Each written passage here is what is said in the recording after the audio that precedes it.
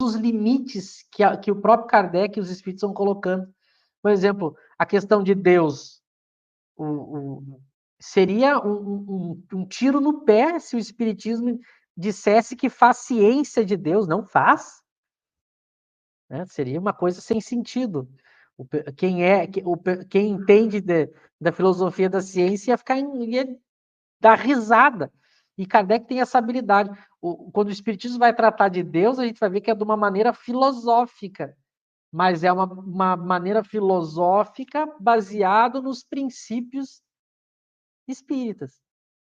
Não é com a mesma liberdade filosófica do filosofar da filosofia clássica.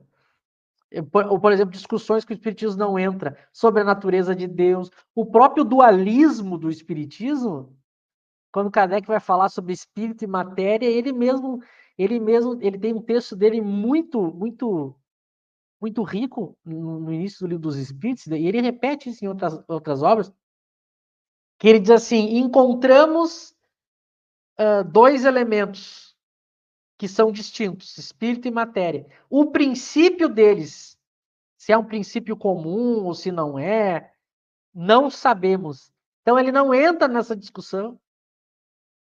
Ele não entra na discussão dos princípios das coisas, da natureza das coisas. Ele não entra na discussão da criação do espírito.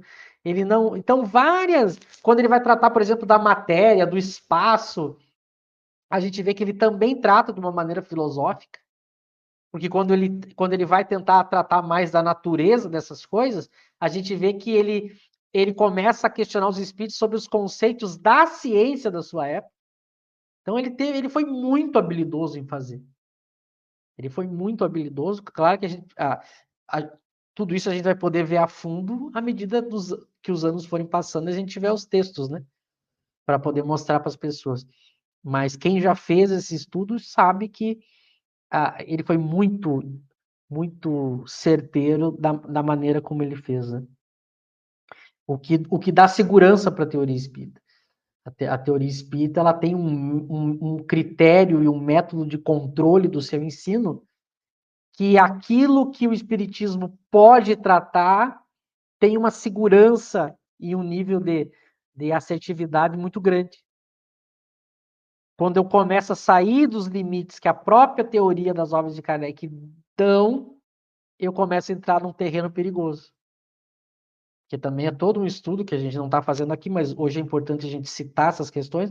Por isso a questão do controle universal, os critérios que ele vai usar para o ensino dos espíritos. Porque ele vai ficar exatamente num pedaço muito restrito, mas que é seguro para o conhecimento que ele tira dos espíritos. Quando eu saio desses limites, eu entro num terreno perigoso da falta de controle, de critérios. Eu entro num terreno que é muito mais fácil eu cair em contradições em sistemas do que numa teoria sólida e que seja útil. Por isso que ele fica nesse terreno mais restrito. Só que, para a pessoa mais desavisada, isso pareceria diminuir a importância e o valor do espiritismo, mas pelo contrário, pelo nível de qualidade, segurança e de acerto que ele teve no que ele foi tratar na ciência espírita, eu tenho uma teoria muito útil para a minha vida prática e do ponto de vista intelectual muito bem fundamentada. Então, às vezes a pessoa acha que porque eu tenho uma teoria que responde menos, ela é pior ou mais pobre do que aquela que responde mais. Mas aí quando você vai ver aquelas respostas a mais que outra teoria dá, são respostas que a fundamentação e o controle e o critério para eu averiguar aquelas afirmações são extremamente frágeis e às vezes nem existem. Então também é um equívoco às vezes as pessoas achar. Quando a gente vai mostrando a obra de Kardec, porque que tem certos limites. Às vezes as pessoas preferem, eu gosto do fulano de tal, do médium tal, do palestrante tal, da doutrina tal, porque ela me responde tudo. O espiritismo ele tá muito limitado. Isso parece depor contra o espiritismo, mas é o contrário. É justamente porque aquilo que ele oferece é de uma solidez e racionalidade incontestável quando a gente vai aprofundando. Agora, quando eu entro para um terreno, como a gente já citou várias vezes aqui, a própria ideia de querer estudar a natureza do mundo espiritual é um equívoco que o espiritismo nas aulas de Kardec não cometeu. Porque eu entro num terreno que eu não tenho controle. Eu não tenho nenhum critério de controle para usar.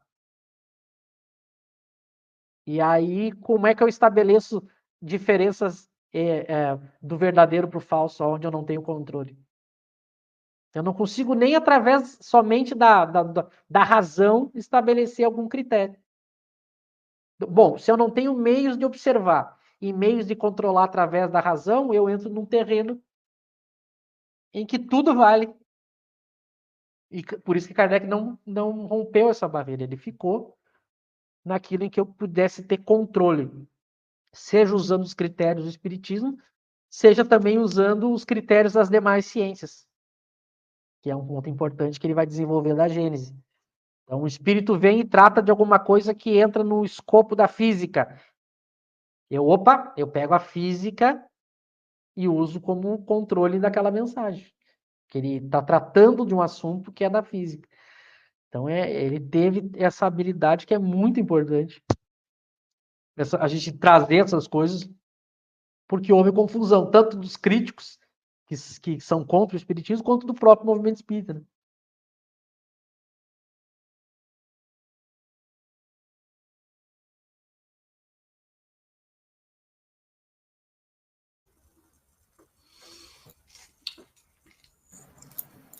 Exatamente, né? O espiritismo ele não vai responder tudo, né?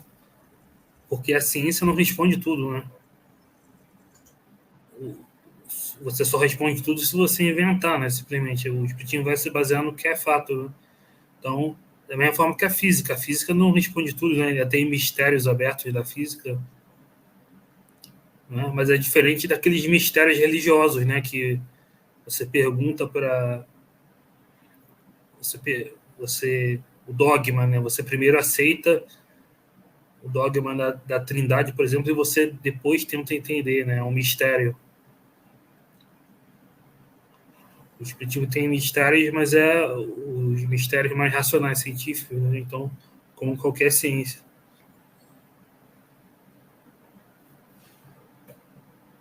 Enfim, então, acho que a gente pode deixar o próximo item para semana que vem. Queria agradecer, né? Foi excelente. E até a próxima. Bom, já vou me despedindo também. Muito obrigado aí pela companhia, Michel, Eric, todos os amigos que nos acompanharam, assistiram o nosso estudo. Minha mãe, mais uma vez, aí nos prestigiando.